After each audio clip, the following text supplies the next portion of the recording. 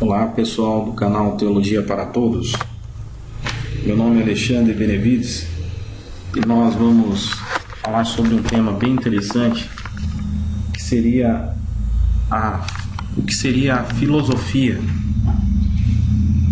Para muitos cristãos evangélicos, filosofia é algo descartável, mas para quem entende e quer ter um conhecimento mais profundo a respeito do cristão na atualidade, filosofia é uma das matérias até do bacharelado.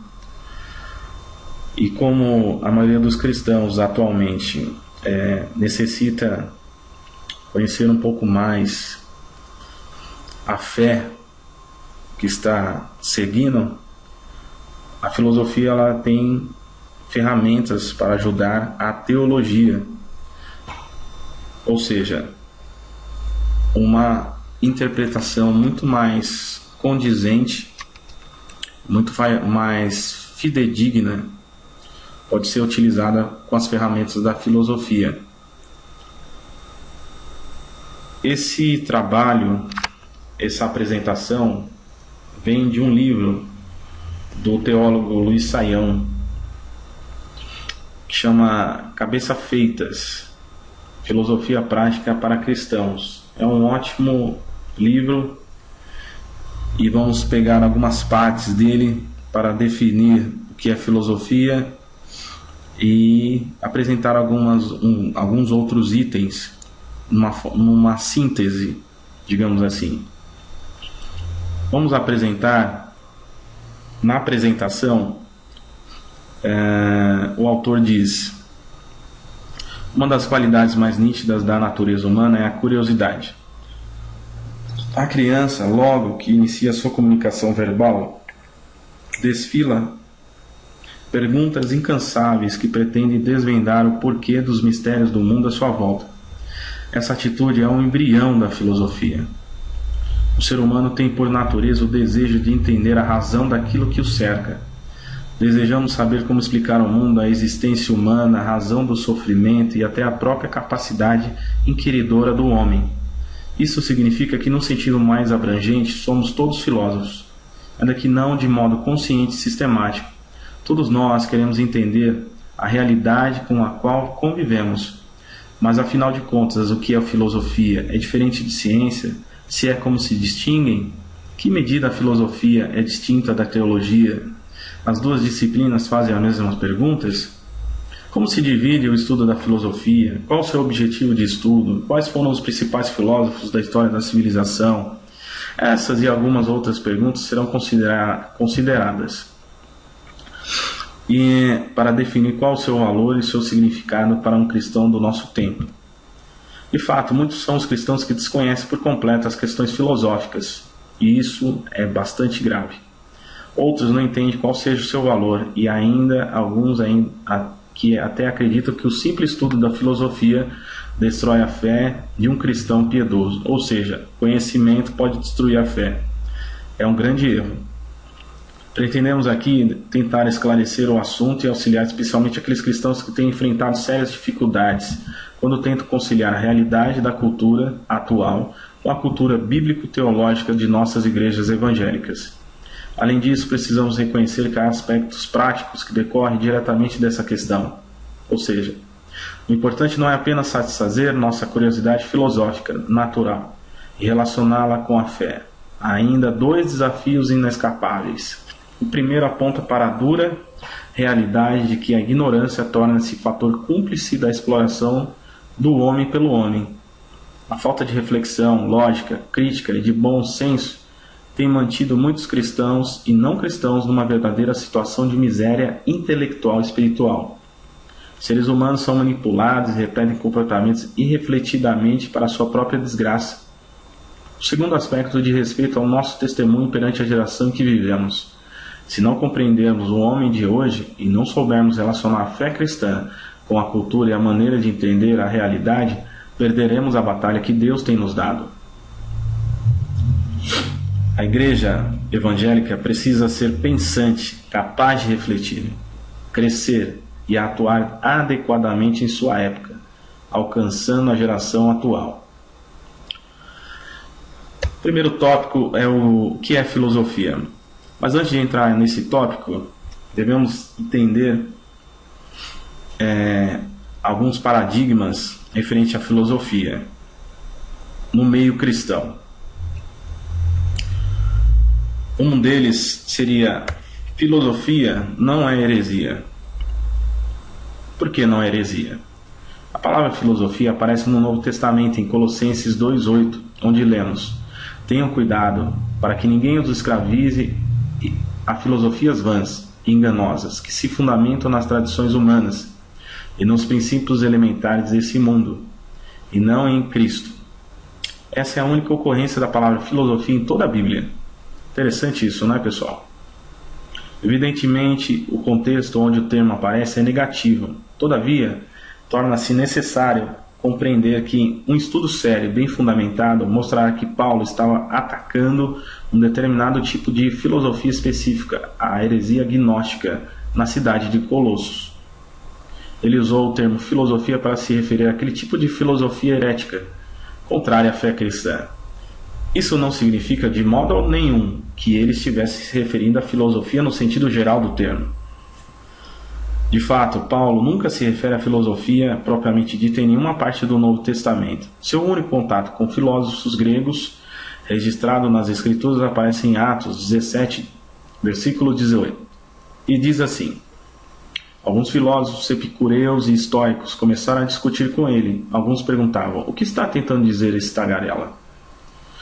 Nesse caso, em Atenas, Paulo não condena a filosofia como essencialmente nociva. Antes, responde de maneira contextualizada, demonstrando conhecimento e capacidade de lidar com a cultura especulativa dos antigos gregos. Há uma outra razão porque geralmente se acredita que a filosofia é essencialmente anticristã. Trata-se da ideia comum de que todos os filósofos, ou pelo menos a grande maioria deles, é hostil ao cristianismo e nem sequer acredita em Deus. E isso é uma realidade. Conhecimento teórico torna-se sinônimo de incredulidade. Tal argumento é ainda muitas vezes estendido aos cientistas. Se, porém, refletirmos um pouco no assunto, não é muito difícil entender que, ainda que isso fosse verdade, a validade da filosofia não estaria necessariamente ameaçada. É bem possível, por exemplo, que a maioria dos médicos brasileiros não seja cristã, e apesar disso, a medicina por eles praticada não merece descrédito por esse motivo. Cremos que Deus fez o homem com capacidades e talentos que mostram a glória de Deus e a maravilha da criação. Ainda que esse ser humano não reconheça que seus dons vêm de Deus, todavia não é bem a verdade que filósofo é sinônimo de incredulidade.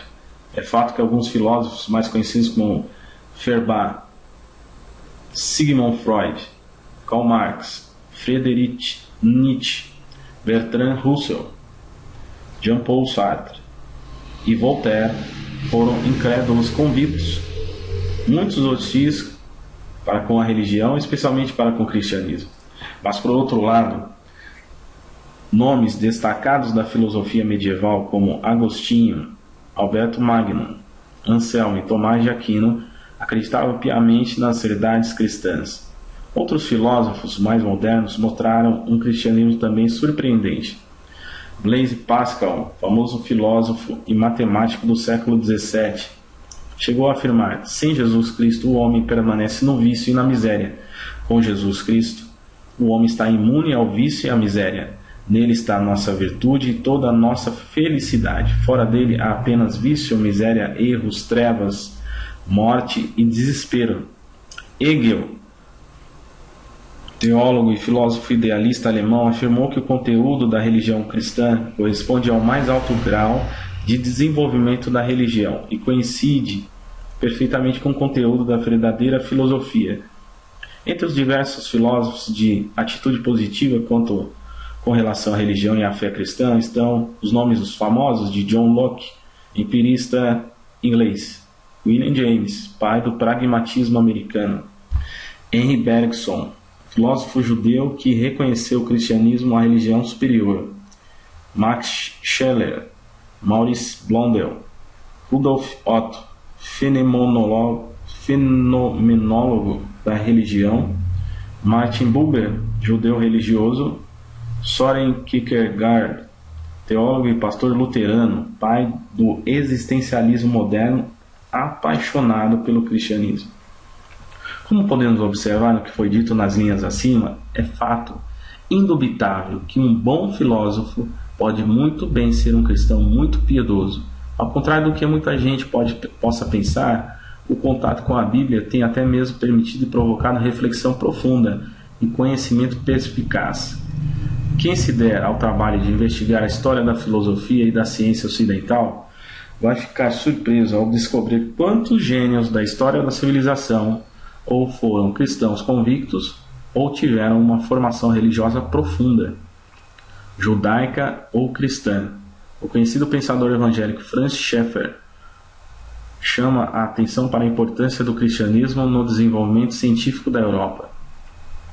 Ele afirma que a ideia cristã de que o mundo é criação de Deus e, portanto, bom, abre espaço para uma avaliação mais objetiva da realidade que nos cerca. Essa visão é bem diferente, por exemplo, da perspectiva hinduísta, que entende o mundo como ilusão e, por conseguinte, sem valor objetivo. Além disso, Schaeffer argumenta também que Deus deu inteligência e razão ao homem, além de conceder-lhe uma revelação, a Bíblia, que apesar de ser verídica e confiável, não é exaustiva. O fato de não ser exaustiva, ou seja, não conter toda a verdade sobre o mundo e a natureza, abre espaço para a investigação da realidade.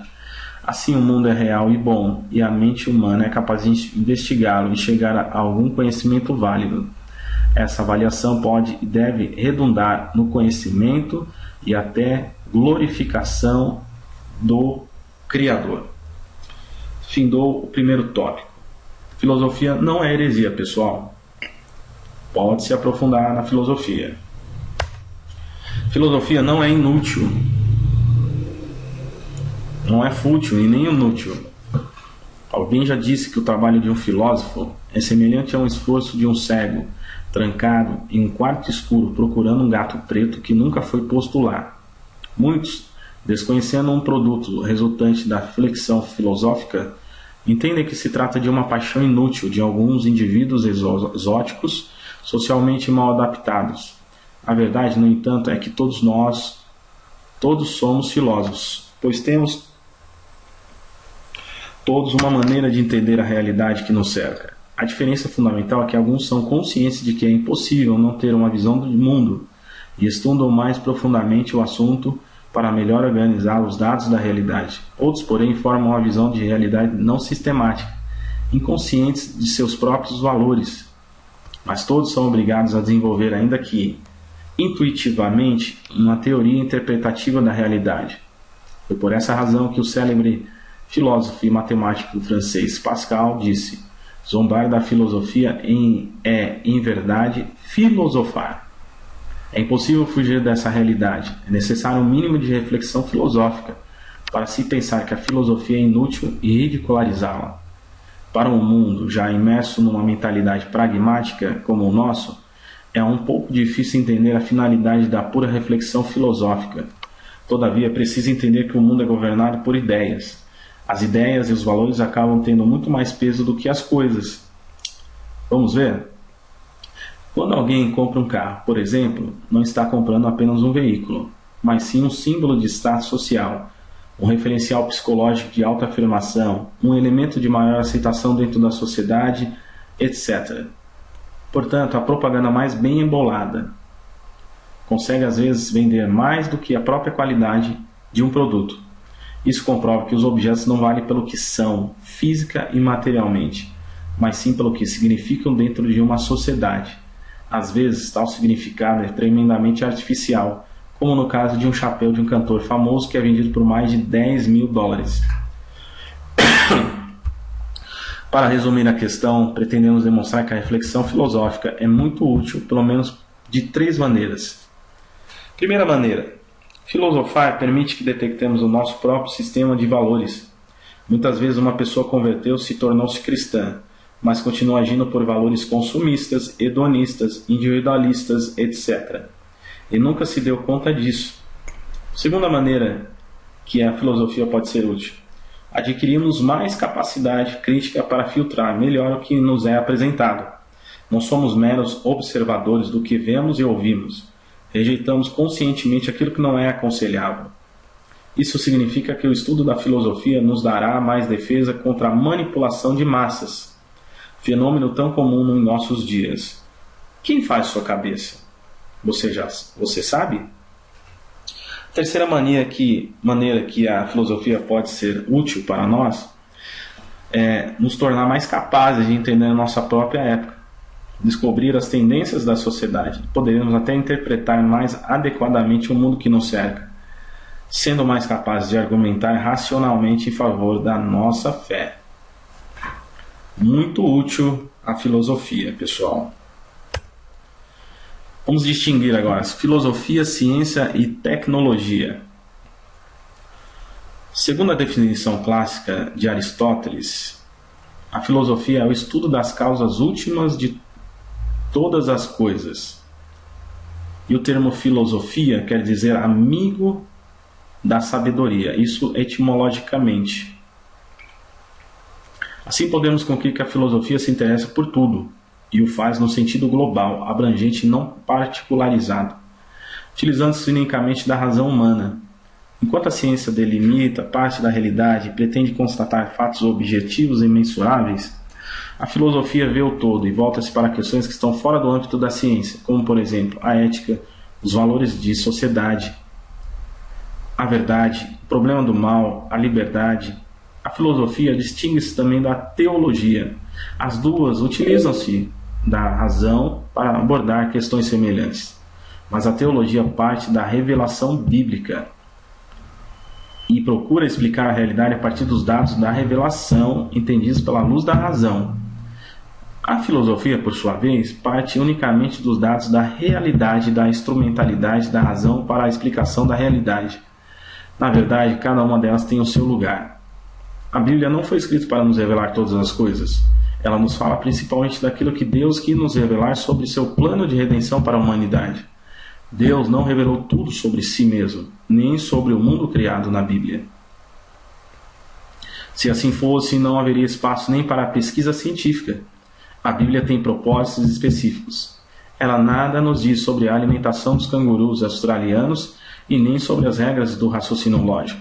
Nem deveria dizer, pois não é o seu propósito. Portanto, a verdade é que filosofia e teologia se complementam. Não posso escapar de usar métodos lógicos emprestados da filosofia para analisar a revelação bíblica. Por que motivo temos tantas linhas teológicas distintas? Não temos todos a mesma Bíblia? O fato é que o texto sagrado contém os dados da revelação, mas a tarefa da interpretação e relação com nossa experiência e cultura cabe à teologia, que por sua vez usará o instrumento da filosofia. Quando uma pessoa argumenta que se baseia apenas na Bíblia para defender suas ideias, ela sequer compreendeu a séria e dura tarefa de interpretar a palavra de Deus com coerência e responsabilidade. Todavia, como cristão, precisamos também reconhecer que o conhecimento humano é limitado e que, apesar de todos os esforços filosóficos, nós nunca poderíamos conhecer a Deus adequadamente apenas por meio da razão. Do contrário, não teria sido necessário que Ele nos desse sua revelação nas Escrituras. A absolutização da filosofia é um erro. A ignorância da mesma não é um erro menor. Então, pessoal, nós definimos aí o que é ciência, filosofia e tecnologia e vamos dar alguns personagens filosóficos da história da humanidade e algumas citações que eles compuseram quando estavam em vida.